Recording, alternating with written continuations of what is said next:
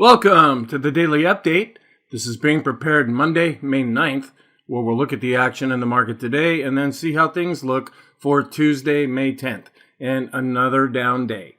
Not really positive if you're bullish on the market, not necessarily a surprise if you follow technical analysis, and we're seeing a lot of the weakness that we've been witnessing. Will we bounce from here? That's what we're trying to figure out. It looks like we are short-term oversold and possibly even a little bit intermediate term, but the market can still do anything. Just because we think there might be a bounce doesn't necessarily mean there will be a bounce, but there are some signals that we can look at that are a little bit more positive, and we'll try to focus on those as I go through the different things. One thing I want to say first of all is if you go to spxinvestingblog.com, the slides that you see right now, I do make those available. You can view them as a gallery just by going to this site. You can also right-click and do a save as if you want to, or I also upload a PDF of the files that are used. You can download that. Feel free to have access to that. In addition to that, the slides that I don't show but I still look at every day, I also upload those. The idea here is not just to go with my conclusions on what I say. The goal also is to help learn more about technical analysis if that's a tool that you use to make decisions. Another thing that I want to bring up is I'm going to go ahead and just disable the YouTube comments coming Friday, May 13th. The only comments I'm getting on there, I have a couple of friends that make kind of nice comments just to have some interaction going back and forth, but I get so much spam and so many weird things that pop up that I had to lock everything down as it is. And if you get the vulgarities and just totally inappropriate comments, you're not going to see those anyway. I don't want to expose the channel to that, so I just decided there's not a lot of use being made of the comments on this YouTube channel. So why have it up there? Why expose that if it's not needed? If you disagree with that, let me know. If this is a problem for you, let me know. The better way would be to email me at john@spxinvesting.com. That way you can make a comment. You have to put a little extra work into your comment instead of just some passing YouTube comment, because I get a lot of those. And then write something to me, and then I can receive that, deal with it in my own time and in my own way, and get back to you on that. All right, let's get back to what happened. And if you hear some buzzing going on behind me, it was perfectly quiet until I sat down to start recording, and there's some construction work going on near where I'm recording. Let's go back over what happened on Monday. At the open, we had a large gap lower open. That seems to be happening a lot these days. It happened last week, and it happened on Monday. We ended up going below S1 pretty much right out of the gate, and that was at the 40.75 level. The selling continued all the way down to S2, which was at 40.27. Remember, I round these numbers. I don't use the decimal places. As the day went on, prices bounced above and below S2. So we never did really get much of a bounce. At first, it's like, okay, maybe this is going to happen. The dollar, which had been up, started to go down. That has been having some influence on stock prices. Interest rates, which had been going up, started to go back down. That has had a big influence on stock prices, but we still weren't able to get a lot of momentum going to the upside. At the close, we saw more late-day selling, and it actually took prices below 4,000. We ended up being down 3.2% on the day. Volume was above average. What we're looking at are the technicals. Yes, they are negative, but showing some oversold and even extreme negative readings. Inflation and interest rates seem to be the real big deal right now. Bleeding into that also are some of the geopolitical concerns. And thankfully, the rumor that we heard that something big was going to happen on May 9th in Eastern Europe, well, it was some celebration and things like that went on, but it wasn't what had been feared or rumored. And thank goodness for that, even though terrible things continue to happen. We still have earnings that can come out and produce either a positive or a negative shock to the market. What are some comments that we can take away from this? We did go below 4,000, and that's more psychological than technological. The financial media just loves to point that out, that, oh, we're below 4,000. It's a talking point. It's something easy to mention. Interest rates did decline after rising overnight. We actually were up quite a bit. There were some issues in Asia, even though some of that was closed for a holiday. Not so much China, but in other parts of Asia. Europe was really having some difficulties. Interest rates were going up. The futures in the S&P were down anywhere from 1.5% to 2%, even during the night. But then we saw interest rates kind of get more under control. But that didn't really help stock prices. We lost that long-term support, and I'll have a couple of charts to show you, because now it's like, okay, if that long-term support is gone, what do we look for next? We are becoming short-term and possibly even intermediate-term oversold. Heating oil and gas continue to go up, and the S&P is definitely in correction territory, where some of the other indexes have now gone into bear market territory. The economic reports that came out, we had wholesale inventories, which increased 2.3% month over month, and they expected that. So it was in line, and this isn't really a huge market mover anyway. Our trend is negative and getting stronger because the ADX picked up that we're in a downtrend. When we have a down day, that helps the ADX to turn up more. The bias is negative because we had another strong down day, and the momentum continues to be negative because the last 2, 3, 4, 5 days have pretty much been negative overall. Let's look at sentiment. We are starting to get to extreme fear now. This is the critical mass that we've been looking for. Doesn't mean that it's going to stop here, but it means at some point, everybody's talking about it, everybody's worried about it. Most of the articles that I run across talk about, what do you do now that the market's going down? Some of the groups that I belong to, they're talking about down, down, down, down, down. When we start hearing across the board negative sentiment, doesn't mean that things are going to change right away, but we can start at least looking to go, okay, something positive might happen from here. But we're not exactly sure when. We have to wait for other clues to tell us that. And here's the longer term chart showing that we have now dropped below 25. So we're more extreme negative, but we could still go even lower. Here's the VIX that we're talking about, where we're really spiking up on the daily chart on a closing basis, and we close near the high when we look at the bar chart. Here's the VIX of the VIX, which actually didn't go up all that much. Yes, it did advance, looking at the line chart on the bottom, but not as much as you might have thought. That just shows what's the volatility of volatility right now. Are we starting to get a little bit high with our fear gauge? Here's the Ulcer Index, which continues to go up. This also measures fear in the market. And here's a longer term look at that same chart. We've been able to top out at this level before, but it doesn't necessarily mean it can't go higher. Looking at the equity put call ratio for one day, it did really advance after coming down a bit. Not necessarily extreme at this point, but still very high. And you could say that we're spiking out with this when you compare it to other values. Looking at the 5-period simple moving average of this put call ratio, we did turn back up. We had been coming down off of those extreme readings. Not after Monday. It continues to go back up, which means that people are hedging. When they're buying a lot more puts than they are calls, puts are used for protection. Puts increase in value as the value of that security goes down. Looking at some inflation things, I don't have the CRB because it's just going up. So I didn't want to show that. But this affects each one of us with the gas prices. They're not necessarily spiking, but they're still very high. Same thing with heating oil. It decreased over 3%, but still very high. Corn, I wanted to point this out just from an inflation standpoint, since it's the backbone of a lot of what happens in the economy. It declined on Monday, but is still quite high. And wheat, kind of the same thing. It declined, but is still rather high. One measurement that I haven't brought up before is this economic policy uncertainty index. And they updated it on Monday. And I watch this all the time, but you can see way over on the right-hand side, it is starting to spike up. So you can see other times when we had the COVID plunge, this really spiked up. Back when we had the financial meltdown, spike. Back when we had the recession after 9/11, spike. But this can spike quite often.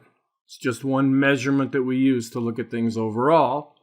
According to this, all of these sectors were down on Monday. I read something else that said 10 out of the 11 were negative, even though the staples at the very bottom, they were largely unchanged. But at the very top, energy, which has been the strongest sector, it was really down on Monday. Discretionary continues to be weak. Tech continues to be weak. Pretty much an across-the-board negativity or lots of selling going on. Here's what it looks like going back to the all-time high. Energy way over on the left, even with its decline, is still doing the best. Way over on the right, you have discretionary, communication, tech. Financials are having some trouble. Real estate is starting to show some weakness. The industrials, materials, healthcare, these are some more of the value plays. So they're going down less, but they're still going down. Okay, as far as our technical alerts, we have a whole list. And I just pause this or download the file and look at this. I'm just going to point out the S&P, where we initially crossed below 4,100. And let's see, then if we go back up, then the S&P finally crossed below 4,000, and that's all. Oil actually dropped below 105, but the dollar, at some point during the day, it saw earlier weakness, but then it set a 4-year high. It actually recovered from the weakness that it was seeing.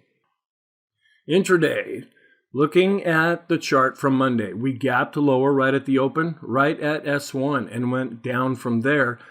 Prices then went all the way down to S2, and then we kind of bounced above and below S2 for a while. We saw some more late day selling, tried to have a little bit of buying right at the end, so we finished slightly off of the low, but we ended up being down 3.2% overall. Here is the long-term support. We had been trying to get some encouragement from this dark line right here because we came down and tested it. We came down last week, tested it, came off of that. Well, on Monday, we fell through it and we came all the way down to S1 on above average volume. So is S1 going to hold? What are we going to look at for now that this shorter term chart, which goes back about a year, what other support can we look to? And that's this next chart. And I'm just putting out some thoughts here about what some other long-term support could be. I've also put some Fibonacci retracement levels on here as well. And it's kind of interesting how the long-term support, it almost overlaps with the 61.8% retracement from the all-time high.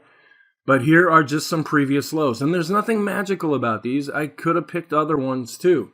But these are levels that the market may look at. There's also these dashed and solid lines. These are previous pivot points, which sometimes can come back into play. We also have other fib retracement levels that might come into play if we continue to fall. We're down 16.79% from the all-time high, so we are well into correction territory. Once we get over 20%, that will be a bear market. Again, nothing magical about that. It's just something that people talk about to define where the markets are currently at right now. As far as our technical overview, some of the positive things that are going on, energy, even though it declined, this has not changed. Commodities remain positive, gold, interest rates are still going up, and we have staples. Even though they were down a bit on Monday, they still remain overall in uptrends. The negative things, the list is long. The Dow Jones Composite, World Indexes, junk bonds, FANG, small caps, the Dow, mid caps, NASDAQ 100, NYSE, the All Stocks ETF, World and US. ARK, man, it's really showing some weakness these days. I don't own any of it, but I find it interesting to follow. Wilshire and Treasury and corporate bond prices, even though they were up on Monday, they are still in overall downtrends. Looking at our trend, the ADX is in a negative trend with the dark line going up. The red line is going higher and it's on top, so that's the negative part. And the green line is going down. That is the buying power, which is decreasing. The Arun has pretty much told us now that we have sellers in control. The red line is pegged all the way near the top. Buying actually picked up a little bit, but looking at both of them together, our oscillator continues to be negative and declined on Monday. Looking at breadth, very negative, but not necessarily as negative as we've been before. We are seeing real weakness based on price and based on volume in the S&P. Here's another chart just showing the 10-day average of the S&P highs and lows. We're dropping. We're down at 14.77. We could go lower than this, but this is also marked a low at other times. If we want to see a real extreme climactic reading, we would still want to see this go even lower. Then looking at the new highs versus the new lows, we're starting to get extreme, but we could still go further from here. Looking at the advanced decline ratio, we are negative and declining based on both moving averages. New highs and new lows, it's actually turning up a little bit. Imagine that. Even though we show that new lows are really starting to expand, the 5-day simple moving average is turning up slightly, where the 10-day moving average continues to decline. Accumulation distribution is turning negative. We are below the moving average, and the blue line is declining. Short term, rate of change, yeah, we overdid it. A 3% move is pretty radical these days, but not necessarily different than what we've been seeing in the last week or so. So we did kind of overdo it on Monday. Will we see a bit of a bounce just based on that? This chart will readjust after every session, so we can't read too much into that, but a lot of times we might get a bounce after we see an extreme negative day. But we saw some extreme negative days last week, only to have it continue. McClellan oscillator is negative and starting to get extreme negative. Force index, extreme negative. Stoke RSI, extreme negative. Williams percent R. All of these. Rate of change, extreme negative. 20-period moving average study, extreme negative. 50 declining, getting near extreme. 200-day declining. So this is more of the short-term and intermediate-term look. Stochastic, short-term, extreme negative. Intermediate term, extreme negative. Longer term, we tried to bounce up out of that, but is still having some trouble, so we are extreme negative. Intermediate term look, 10-day rate of change, extreme negative. 20-day, extreme. And I don't mean to laugh, it's just like I'm just saying the same thing over and over. The Sean trend meter, extreme negative. Here's another chart that's kind of newer. It's the Connors RSI. And this acts just like a regular RSI when we can show direction as well as extreme positive or negative readings. And right now it's extreme negative. The STO is declining based on price and volume, where we're a little bit more negative based on price because we dropped below the zero line. We're declining based on volume, but we're still slightly positive. The CCI based on 14 periods, extreme negative, as is the 20 period. Chaikin oscillator. It had been giving us some hope last week. Well, not now. It's turning and going back down, and it's below the dashed line, so it is negative. The PMO. Getting pretty extreme negative overall, declining based on price and volume. The boom indicator, especially the top chart, we are starting to get extreme, and even more than we did in the recent past. Not as much as the COVID low, but it's really starting to get extreme at this point. The 200-day, the bottom chart, it continues to decline and is not necessarily extreme at this point. Fibonacci fell through the 61.8 last week. We just continue to fall below that after Monday. Here's another one. It's called the Ttm Squeeze. This is another indicator that I've been playing with lately, where you use this like an oscillator. So this helps us with directions. The green lines along the middle, this is called a firing. This means, yeah, things are really moving in that direction when they're green. It means that they're not when they're red. And then we can look at this as some kind of an extreme reading, either positive or negative. When we're going up and then down, this does change color, but not necessarily the way you would think. You would think it might be dark blue going up, meaning strong, strong, strong, and then weak, weak, weak. It's sometimes can work the opposite. It's just showing the magnitude for that particular day. Here's the run-up that we saw from the middle of March right up until the end of March. Then we started to come down. Everything was green, so that shows that everything was pretty strong here. And then we started to get extreme negative. It looked like we might be bouncing up a little bit from here, but then after Monday came back down. Here's a longer term look of that same chart to give you some more of a historical perspective. Different trading systems, the Elder Impulse, negative with the MACD really declining. The SPY, same thing, negative with the MACD declining. The SAR, the dots continue to be on top now, and so that is negative. Here's another one. It's called the Go, No-Go system. This is a color-coordinated system.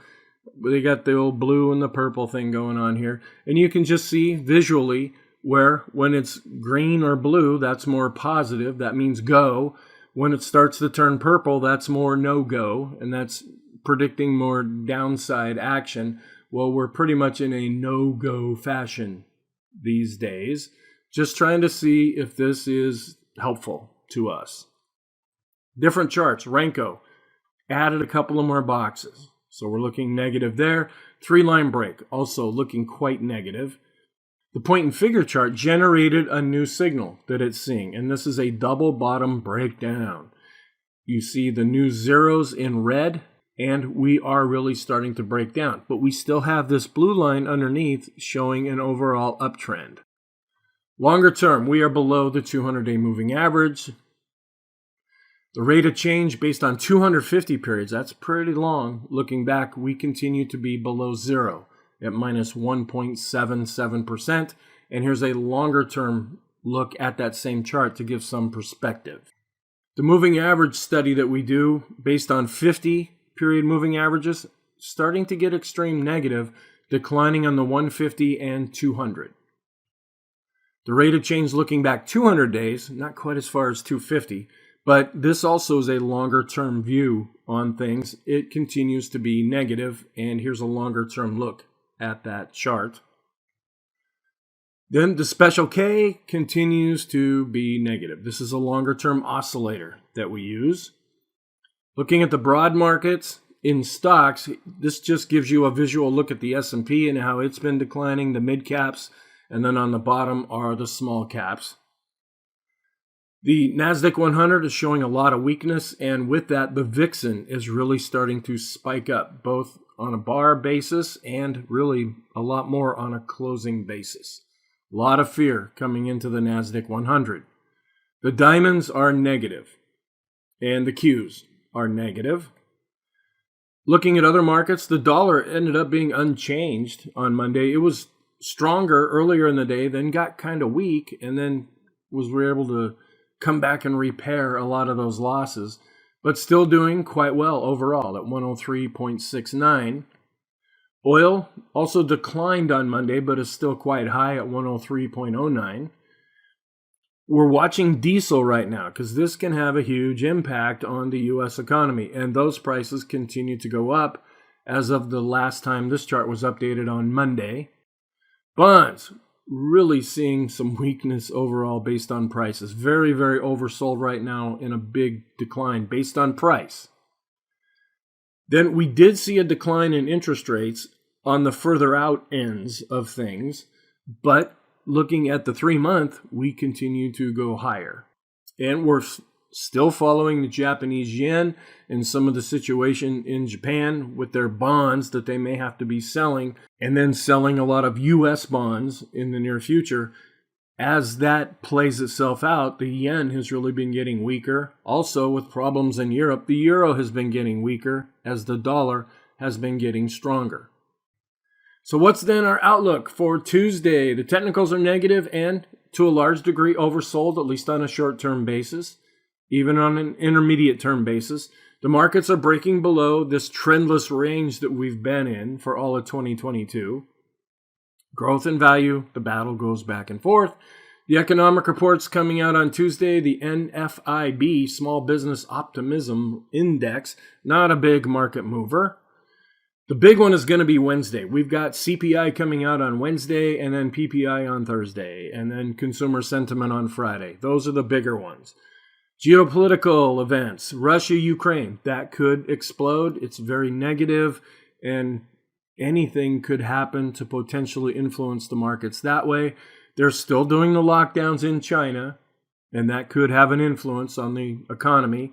Inflation and interest rates are still what everybody's focused on. Oil, we want to keep an eye on that. Earnings as they come out.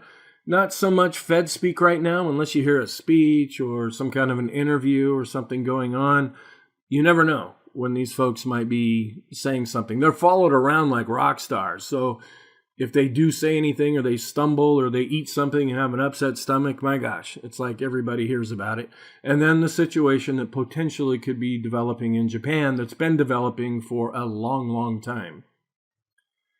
Our scenarios, we are down right now. Rising interest rates, and people are really freaked out about inflation. Earnings that are coming out, any Fed speak, that could drive the markets lower if they take it negative. The technicals are negative, and short-term and possibly intermediate-term oversold. To go up, maybe an oversold bounce? Is it going to be a dead cat bounce? Could there get some legs underneath this to produce any kind of significant bounce? We don't know that yet. The possible positive scenarios? They're not on the table right now. The technicals, pivots, and I took moving averages out of here because we're below all of those. The pivots and previous levels may provide either support or resistance. And then sideways, the ADX is above 20 and getting stronger. It's going up, and it's showing a negative trend. So number one seems to be the most likely scenario, but be aware of number two. We may get some kind of a bounce. Then we'll reevaluate things after that bounce to see, okay, where do we go from here? Our conclusion then is the S&P is negative, short term, negative and oversold, intermediate term, negative and becoming oversold.